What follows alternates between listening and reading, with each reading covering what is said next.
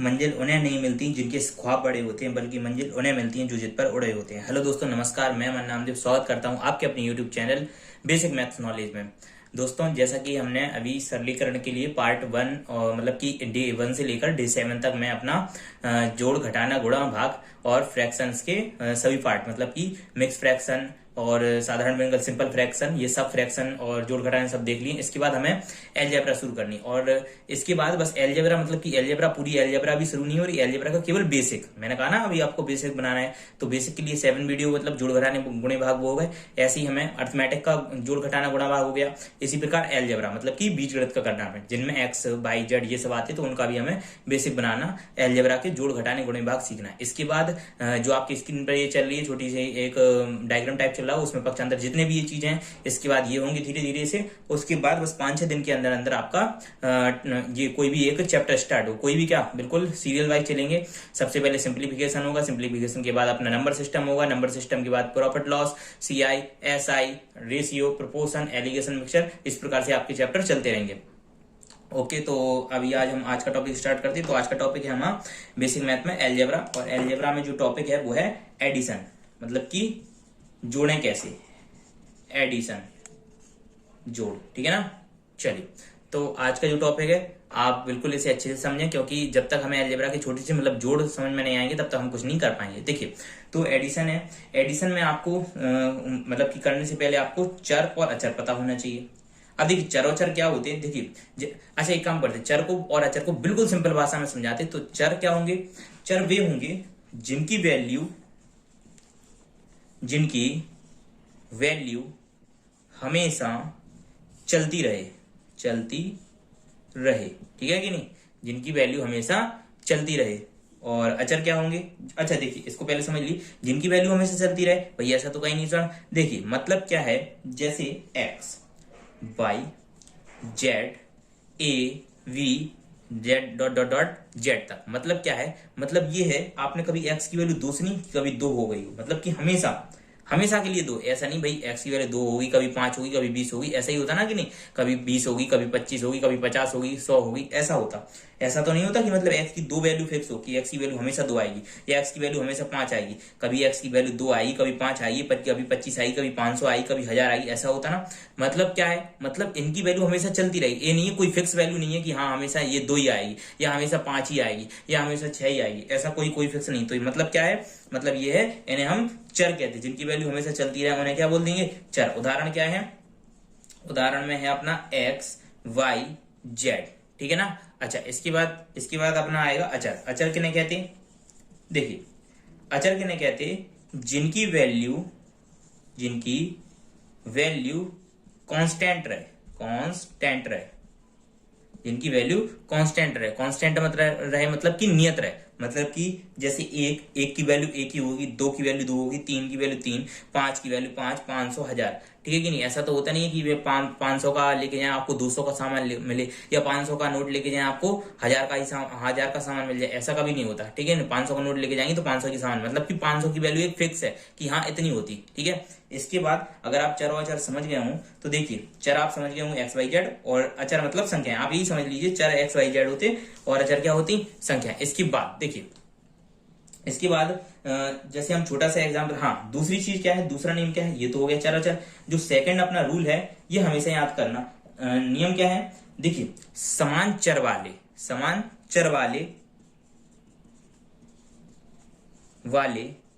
वा, देखिए एक कंडीशन समान चर वाले हो गई, और दूसरी कंडीशन क्या है, वह समान घात वाले। दूसरी कंडीशन क्या है, वह समान घात वाली, मतलब समान चर वाले क्या हो, मतलब एक्स हो तो एक्स ही हो, वाई हो तो वाई हो, जेड हो तो जेड हो, और समान घात हो मतलब एक्स स्क्वायर हो तो एक्स स्क्वायर हो, एक्स क्यू हो तो एक्स क्यू हो, एक्स हो तो एक्स हो, एक्स की घात 4 हो तो 4 हो। चलिए बाकी अपन सवालों में देख रहे हैं। तो पूरा नेम क्या होगा, समान चर वाले तथा समान घात वाले जुड़ते व घटते हैं। देखिए पूरा नियम में लिख दे रहा, समान चर वाले व समान घात वाले जुड़ते व घटते हैं। तो अभी हम घटने का तो सीख नहीं रहे, केवल जुड़ने का देख लेना, ठीक है ना। जुड़ते व घटते हैं। चलिए, तो आप उम्मीद है आप उतार लेंगे इससे, ठीक है। इसके बाद चलिए, तो समान चर वाले जुड़ती व घटती हैं। चलिए एक आपको एग्जाम्पल से समझाते। देखिए तो एग्जाम्पल देखिए, एग्जाम्पल अपना पहला है।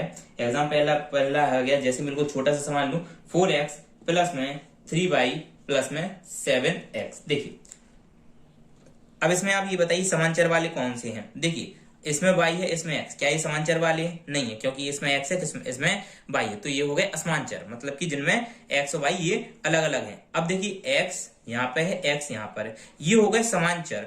दूसरा नियम क्या था, समान घात होनी चाहिए। अच्छा यहाँ पे बता x की घात कितनी है, 1 है, ठीक है ना, जहां पे कोई घात नहीं हो वहां पे 1 होती, तो x की घात यहाँ पे भी पावर 1 है, यहाँ पे भी पावर 1 है। अच्छा ये बताओ x y वाले तो जुड़ेंगे नहीं, वैसे भी पहला ही नियम फॉलो नहीं हो रहा, क्योंकि यहाँ पे x है मतलब विपरीत चर होगा ये तो, ठीक है, यहाँ पे x है, यहाँ पे y है, यहाँ पे x है, यहाँ पे x, ये वाले जुड़ सकते, तो x वाले जुड़ेंगे और समान घात होनी चाहिए, तो समान घात भी तो समान है, एक यहाँ पे एक है, तो बस चारों साथ जोड़ दो, कितना हो जाएगा 11x प्लस में 3y, ये इसका आंसर हो गया। उम्मीद है आपकी बात समझ में आई होगी। इसके बाद मैं अगला ले रहा हूं तो उसमें आप और अच्छे से समझ जाएंगे। देखिए जैसे मैं दूसरा कोई लूं, दूसरा मैं लूं कोई भी ले लूं, जैसे मैं कहूं 9x स्क्वायर प्लस में 3y प्लस में 7y प्लस में 3x और प्लस में 2x स्क्वायर, 2x स्क्वायर, ठीक है कि नहीं। अच्छा देखिए तो यहाँ पे स्क्वायर लगा हुआ है, ठीक है।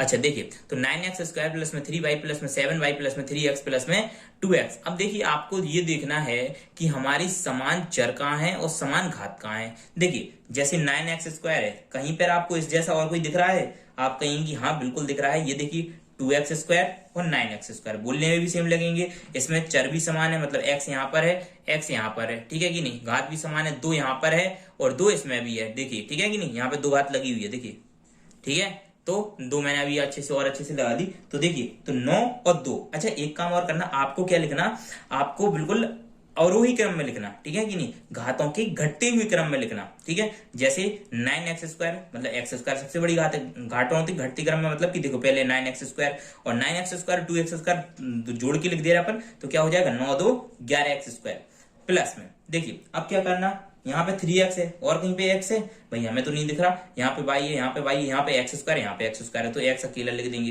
11x स्क्वायर प्लस में 3x प्लस में, देखिए 3y यहाँ पे और 7y यहाँ पे देखिए जो चर भी है वो भी समान है, मतलब कि चर समान है, और दूसरी चीज क्या है अपनी कि घातें भी समान, यहाँ पे 1 है और यहाँ पे 1 है, तो 7 और 3 10y, ये हो गया अपना आंसर। उम्मीद है आपको इसमें भी बात समझ में आई, नहीं आई हो और आगे देखते हैं अपन, ठीक है कि नहीं, सवाल बड़े होते जाएंगे, मैं सवाल बड़ा करता जा रहा हूं। देखिए जैसे हम तीसरा सवाल ले लें, कोई भी सवाल ले लें, जैसे थोड़े यहां से स्टार्ट करता, उम्मीद है आपको दिख रहा होगा, हाँ दिख रहा, ठीक है ना।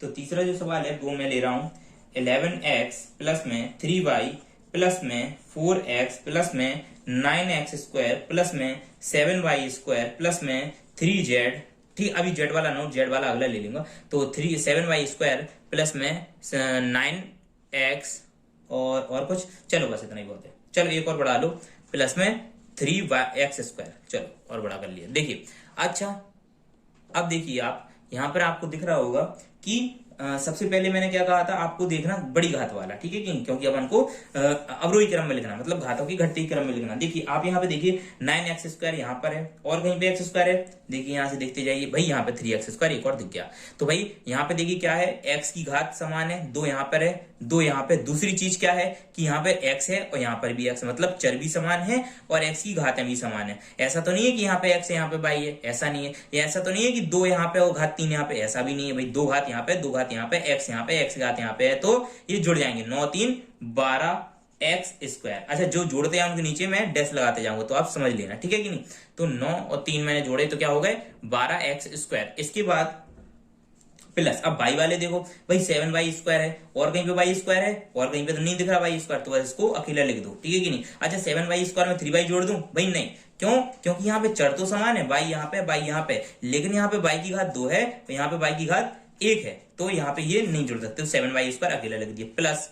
देखिए अब क्या करूं, अब देखना हमें x वाले, तो देखिए 11x यहाँ पे है, ऊपर लगा दे रहा है इनके, 4x यहाँ पर है और 9x यहाँ पे, बस इनको जोड़ लो। क्यों जोड़ लो, क्योंकि x यहाँ पर है, x यहाँ पर है, x यहाँ पे, मतलब कि चर समान है, और दूसरी चीज क्या है, घातें भी समान है, 1 घात यहाँ पे, 1 घात यहाँ पे और 1 ही घात यहाँ पे, मतलब तीनों पर एक एक घात है, ठीक है। तो क्या करेंगे, हम इनको जोड़ देंगे, 11 और 4 15, 15 और 9 24, तो 24x हो गया, मतलब 11 और 4 15, 15 और 9 24, तो 24x अपना ये हो गया। अब देखो बाई वाली कहां पर है, एक बाई वाला यहाँ पर 3y, और बाई वाले कहां पर, और बाई वाले नहीं है 7y स्क्वायर हमारा हो ही गया। 3y में तो 7y नहीं जोड़ स्क्वायर नहीं जोड़ सकते क्योंकि मैंने अभी बताया, तो यहाँ पे 3y अलग से लिख दो, बस यही हमारा आंसर हो गया। उम्मीद है आपको बात समझ में आई होगी। इसके बाद देखिए, इसके बाद मैं आपसे कहूं चौथा प्रश्न, 9x स्क्वायर प्लस में 3y प्लस में 7z स्क्वायर प्लस में 4x प्लस में 3y प्लस में 5y प्लस में 6x प्लस में 7y स्क्वायर प्लस में 7x स्क्वायर।